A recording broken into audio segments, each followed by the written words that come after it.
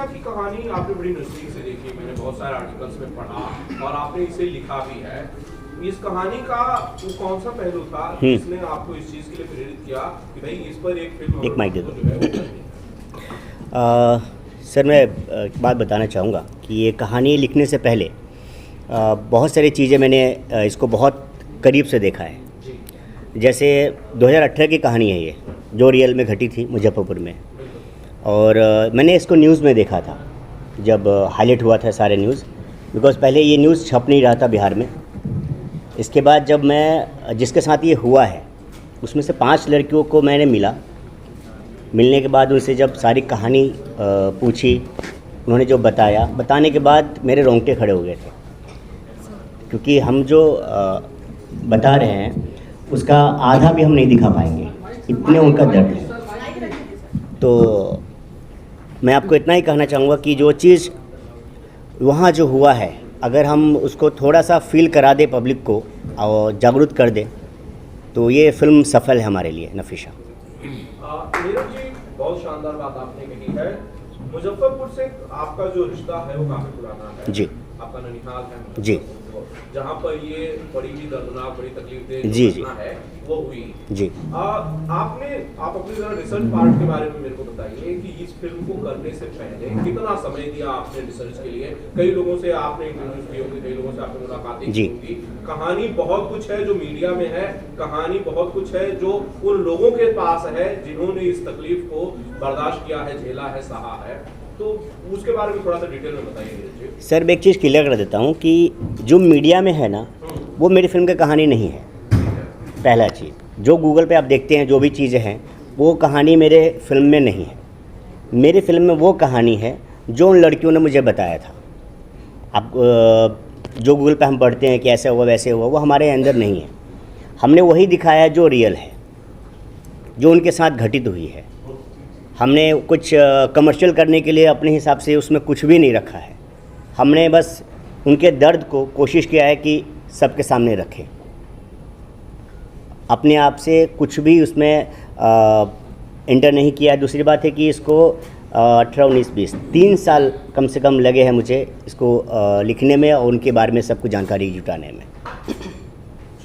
जी नीरज जी, कलाकारों के बारे में बताइए कि भाई ये फिल्म है आपके साथ, इसमें कलाकार कौन कौन से, कोई अच्छे हैं या फिर आपने नए लोगों को मौका दिया है, इसके बारे में मुझे बताइए। सर इसमें कोई भी नया कलाकार नहीं है, सबके सब मज़े हुए कलाकार हैं। जैसे हमारे अक्षय वर्मा साहब हैं, निशाद राज राणा जी हैं, ये लोग तो लेजेंड हैं एक्टर में जो भी हैं।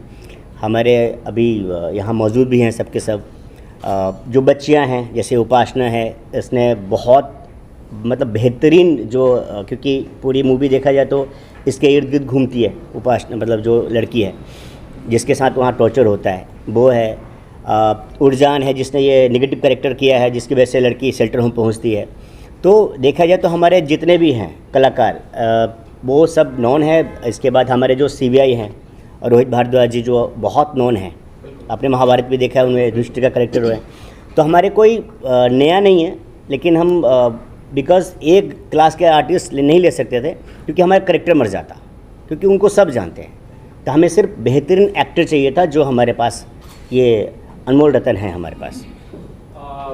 नीरज जी, सवाल ये है कि बहुत सारे लोग जो मेकर्स हैं वो ऐसे विषयों को छूना नहीं चाहते।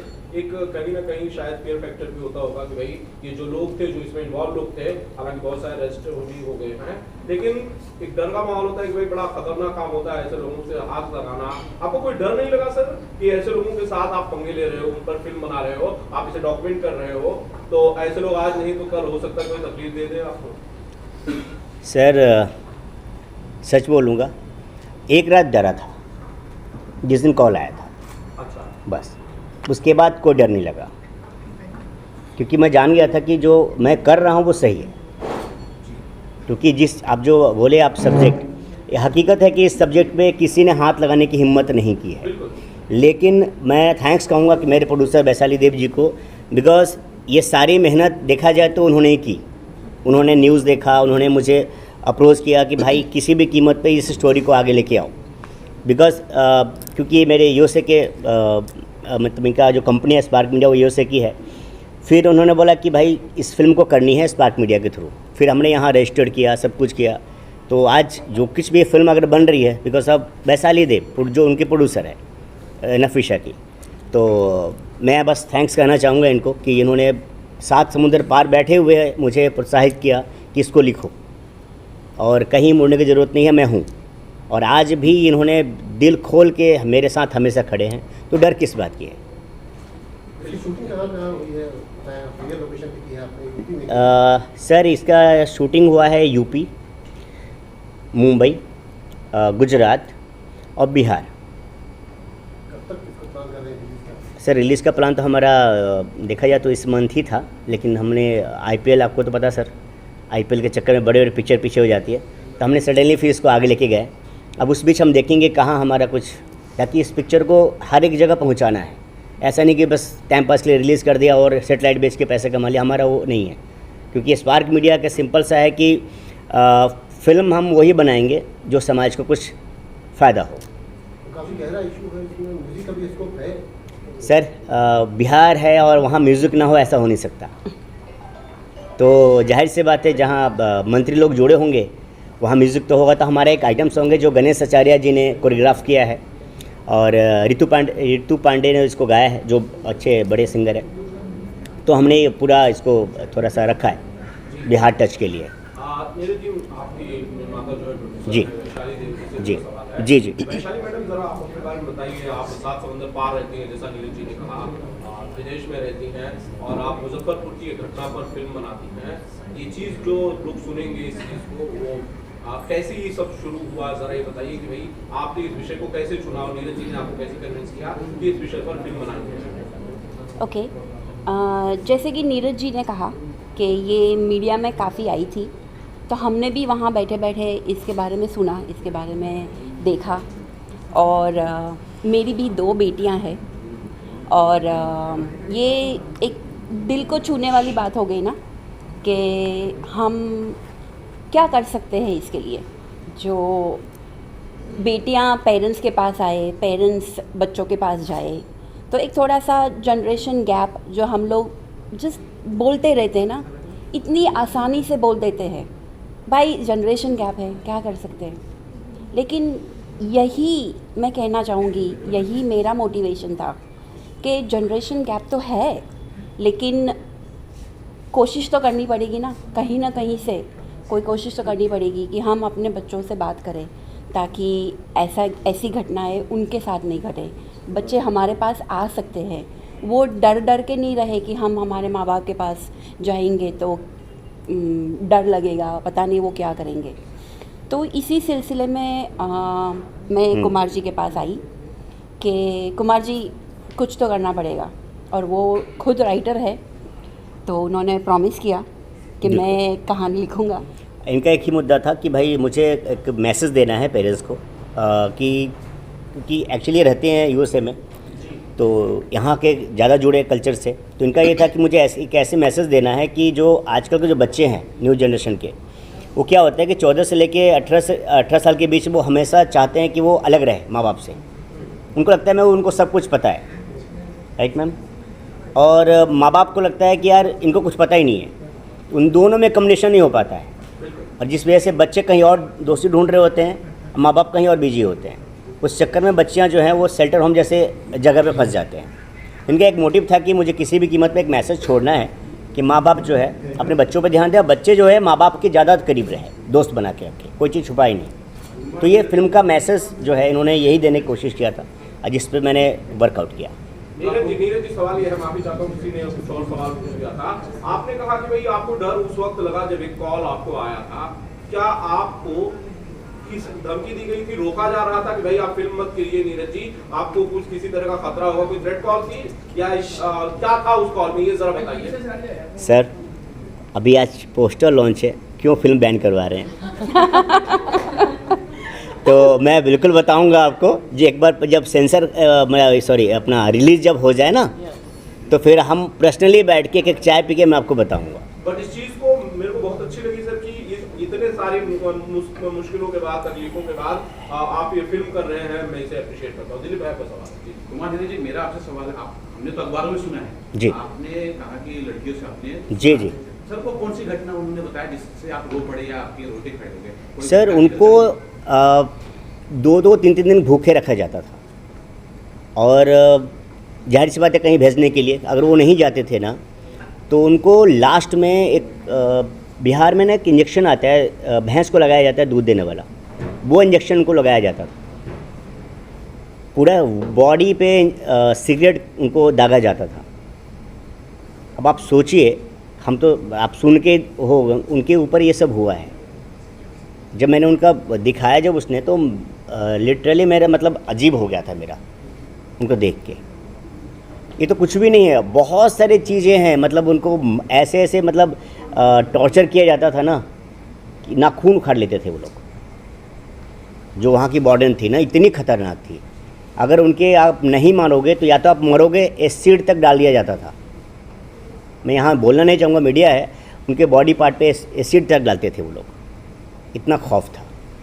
सर, मेरा दूसरा सवाल इसी से रिलेटेड है, जो बालिका गृह होता है जहाँ लड़कियाँ होती हैं, जी, आपने तो सुना है ऐसी ऐसी घटना हुई है। जी जी, हमने सुना, हमने अखबारों में सुना। सर, ऐसी घटना को रोकने के लिए क्या कुछ हो सकता है, अगर आप कुछ सुझाव आपका हो? सर, इसको रोकने के लिए मैं, आप और सरकार जब तक एक नहीं होंगे कुछ नहीं होगा। बिकॉज क्या है, हम लोग सिर्फ जाके देख लेते हैं, या हम जो फंडिंग करते हैं जो एनजीओ को, ठीक है ना, वो डायरेक्टली एनजीओ के पास जाता है, हम कभी पूछते नहीं हैं एनजीओ से वो लगाते कहाँ हैं। सरकार जो फंडिंग करती है एनजीओ को, वो पूछते भी नहीं है कि कहाँ यूज़ हो रहा है। इसमें भी वही हुआ था, एनजीओ खुली, फंडिंग सरकार कर रहा था, टैक्स हमारा जा रहा था, लेकिन हमने कभी पूछा ही नहीं कि वहाँ होता क्या था। वो तो अगर बॉम्बे से टीम नहीं जाती बिहार में तो इस चीज़ का आज उजागर नहीं होता। बिहार वाले तो शांत बैठे थे, उनको कोई मतलब ही नहीं था। सर, एक सवाल और मेरा, जो मैंने अखबार में पढ़ा था जी, इस कांड के अंदर एक राजनेता इन्वॉल्व था जो सत्ताधारी था जी, क्या उसे भी आपने उसमें दिखाने की कोशिश? बिल्कुल सर, मैंने कहा ना कि मैं रियल, बस आप समझ लीजिए कि नाम चेंज है हकीकत सब कुछ।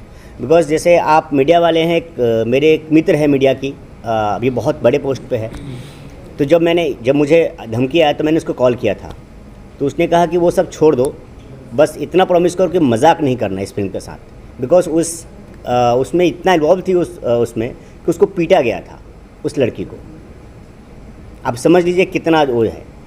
तो जाहिर सी बात है, हम इस पिक्चर को वैसे नहीं लेके जा रहे हैं, हम प्रॉपर रियल ही रख रहे हैं, बस थोड़ा सा नाम अलग है। बिकॉज आपको पता ही है फिर क्या होना है, 2.5 साल की सरकार बची हुई है, पिक्चर भी रिलीज़ करनी है, तो थोड़ा सा है, लेकिन पब्लिक सब जानती है। सेंसर में कितनी बार रिजेक्ट हुई है? 2-3 बार। नीरज जी, नाम को लेकर मेरे को एक सवाल। सर, मैं एक चीज़ कहना चाहूँगा सर, क्योंकि हमारे ये सबसे इम्पोर्टेंट जो आज के पिक्चर में है वो है हमारे सर, अगर ये नहीं होते तो बाकी पिक्चर कंप्लीट नहीं हो पाती। सीधे बता रहा हूँ, क्योंकि इनका जो विज़न था ना, क्योंकि मैं तो बस इनके साथ बैठता था नरेशन के लिए, सब कुछ के लिए, तो ये ऐसे हैं कि मुझे समझाते थे कि नरेशन ऐसे होता है, ये वो गार्जियन है मेरे। तो प्लीज़ मैं इतना कहना चाहूँगा कि जो कुछ थोड़ा बहुत है ज़्यादा ये बताएंगे, क्योंकि विजुअली ये ज़्यादा जानते हैं। बिल्कुल। नज़ीर खान साहब, आप तो कैमरे के पीछे थे, आपने सबसे नज़दीक से इन चीज़ों को देखा जब शूट कर रहे थे आप लोग, तो किस्सा बताना चाहते हैं शूट से रिलेटेड, या जो बड़ा भावुक पल रहा हो आपके लिए, यादगार रहा हो इस फिल्म से, नफीसा से जुड़ा हुआ? सर, बेसिकली ये तो क्राइम थ्रिलर है, और क्राइम थ्रिलर जब डीओपी के पास आती है तो वो अपने हिसाब से कई चीज़ें एग्जैजरेट करके शूट करता है। इस स्टोरी को इन्होंने हॉर्सेस के माउथ से सुना है, तो एकदम जेन्युइन जो होना चाहिए मैंने वैसे ही शूट किया। I have not exaggerated any portion, even in lighting, even in taking, we have maintained that.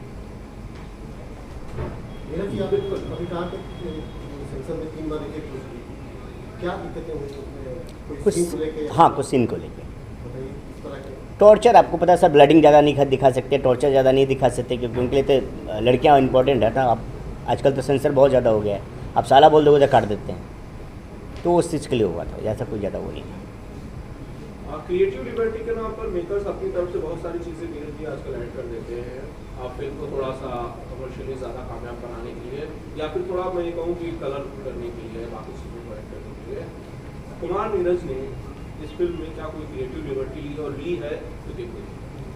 Sir इतना ही कहूँगा कि कुछ भी नहीं ली है क्रिएटिविटी, यहाँ तक कि हमने तो रियल रखा है, जो मेरे आर्टिस्ट है उसको मेकअप तक नहीं किया है जी। हमारा जो मेरी जो मेन बच्ची है मैंने रियल रखने के लिए उसको मेकअप तक नहीं किया है, ठीक है। और जिसको भी मतलब यहाँ तक कि मैंने सब कुछ रियल ही रखा है, कोई सजावट नहीं किया है। आर्ट में भी देखेंगे तो वैसे ही जैसे बिहार में होता है ना बिखरा हुआ सामान, हमने वही रखा है। खूबसूरती नहीं दिखाई है कि भाई हम सजा देते हैं, लाइटिंग ये कर देते हैं वो कर देते हैं, नहीं। हमने कपड़े भी वही यूज़ किए हैं, जो हमने ये नहीं कि भाई ब्रांडेड कपड़े हम यूज़ कर रहे हैं उनको दिखाने के लिए, नहीं। हमने वही जो वहाँ पे पहने जाते हैं, तो कहीं पे भी हमने कोई अपने हिसाब से वो नहीं लिया, जो रियल चीज़ था हमने वही वो करा है। जी सिमरन कौशिक जी आप ज़रा बताइए फिल्म से जुड़े हुए अपने अपने हिस्से की कहानी जो है वो आप सुनाइए ज़रा जी प्लीज़। मेरे हिस्से की कहानी कुछ ऐसी है। मैं नीरज जी को ऑफिस में पहली बार मिलने आई थी एंड हमारी मीटिंग कुछ होनी थी शायद हाफ एन आवर की, और मुझे आज भी याद है कि मैं 4 घंटे बाद हमारा डिस्कशन इस लेवल पे जा चुका था कि सिमरन जी ये स्टोरी है और हमको इसको ऐसे करना है। वो दिन आज का दिन हम दोनों ने एक दूसरे का साथ नहीं छोड़ा है। हम रोज़ बैठते हैं, कभी कुछ नया थॉट आ गया, कभी कुछ ये सोच लिया कि यार इसको थोड़ा और बेटर कैसे कर सकते हैं। Being a female my self, वो चीज़ों को और बेटर करने में या उसकी रियलिटी को और बाहर लाने में जो मेहनत मेरे साथ या मेरे से ज़्यादा नीरज जी ने की वो शायद मैं नहीं कर पाऊँगी, क्योंकि एक बैरियर कहीं ना कहीं आ जाता है कि यार जो एक लड़की के साथ हुआ है उसको आप किस तरह दिखाओगे। बीइंग अ फीमेल मैं खुद अगर उस पोजीशन पे अपने आप को रखूं तो शायद मैं उस चीज़ के बारे में बात भी नहीं कर सकती, बट उस चीज़ को इन्होंने उस लेवल पे जाके दिखाने की कोशिश करी है कि जो भी इस मूवी को देखेगा वो एक बार तो सोचेगा कि यार मेरे साथ होता तो मैं क्या करती, या अगर हमारे साथ हुआ होता, वो एक सिगरेट का बड अगर हमारे शरीर पे कहीं लगता तो उसका दर्द कितना होता है वो महसूस होगा इस मूवी के थ्रू। तो ये मूवी उस लेवल पे जाके आपको छूने वाली है। नीरज जी, कुमार नीरज जी, इस फिल्म का आपने वर्चुअल पोस्टर से लॉन्च किया है, इसका ट्रेलर हम कब तक देख पाएंगे? इसका टीज़र हम इसी मंथ रिलीज़ कर रहे हैं 1 वीक के अंदर। हाँ, और मैं एक बात बताना चाहूँगा कि इसमें एक आर्टिस्ट है मनीषा ठाकुर, हमने एक सीन शूट किया था उनके साथ, और जो मैंने सोचा नहीं था, मतलब कि भाई ये, क्योंकि वो जलने वलने का पूरा सीन था, उनके ऊपर शूट कर रहे थे हम लोग, पूरा हाथ जलाने का सब कुछ था। करीब 8 घंटे वो पूरा सीन चला था। वो लड़की रूम से बाहर तक नहीं आई थी। करेक्टर मतलब छोड़ ही नहीं थी कि मैं बाहर तो मतलब मुझे छूट जाएगा करके, वो वही के वही थे। और जो हमारे जो आर्टिस्ट थे, हमारे बहुत प्यारे आर्टिस्ट थे, वो मतलब एक्टर तो अपना क्या नाम है उनका, अक्षय वर्मा जी, वो साथ में थे। और दोनों ऐसे थे कि अब पूछिए मत, वो चीज़ पूरा रियल हो के आया हमारे पास फुटेज जो अब शूट कर रहे थे। वहाँ पे सबके सब वही दर्द महसूस कर रहे थे जो वो लड़की कर रही थी। अब टीज़र में वही चीज़ आप देखेंगे, हमने स्पेशली वही डाला है ताकि फील तो हो कम से कम। तो मैं बहुत शुक्रिया हूँ जो आर्टिस्ट हमारे, क्योंकि उन्हें बहुत कुछ दिया है हमें अपने करेक्टर से, मतलब सब कुछ रियल दिया है, कोई तामझाम नहीं। जी नीरज जी, बहुत सारे लोग सवाल करेंगे कि भाई बिहार में नॉर्थ में कहानियाँ बहुत सारी हैं, लेकिन कुमार नीरज साहब को दिखता है तो गैंग्स ऑफ बिहार दिखता है, और उसके बाद नफीसा की कहानी दिखती है। अपराध के प्रति, अपराध से जुड़ी हुई कहानियों पर ज़्यादा ध्यान दे रहे, ज़्यादा इंपॉर्टेंस दे रहे हैं उनको? नहीं सर, मैं बात काटना चाहूँगा। जी, स्पार्क मीडिया कभी भी अपराध को बढ़ावा नहीं देती है सर। हम एक ही पोर्शन देखेंगे, कहने का मतलब है कि बिहार में क्या हमेशा अपराधी होता है? आपको लगता है? पोर्ट्रेट तो ऐसे ही किया सारे आईपीएस वहीं से हैं।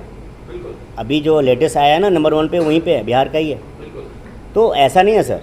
मेरा पॉइंट ये है कि जिसमें हम मैसेज देखते हैं ना, जैसे अब नफीसा में है, नफीसा में एक मैसेज है कि माँ बाप के लिए, जैसे बच्चियों को अपने करीब ज़्यादा रखो इस उम्र में, बच्चों को है कि ज़्यादा माँ बाप को अपने दोस्त बनाओ, बाहर नहीं। तो जिसमें मुझे मैसेज दिखता है मैं वो स्टोरी उठाता हूँ। नहीं तो सर बिहार से ज़्यादा स्टोरी किसके पास है? पहला ऐसा राज्य बिहार जो वैशाली जो किसी का गुलाम भी नहीं है, तो बिहार से ज़्यादा किसी के पास कुछ नहीं है। तो स्टोरी तो सर आधे से ज़्यादा तो बिहार की स्टोरी होती है। सलमान खान को स्टार बना लो, दबंग बिहार की स्टोरी है। सर ऐसे बहुत सारे स्टोरी है जो बिहार से है, लेकिन मैं वही उठाता हूँ जो मैसेज वाला होता है।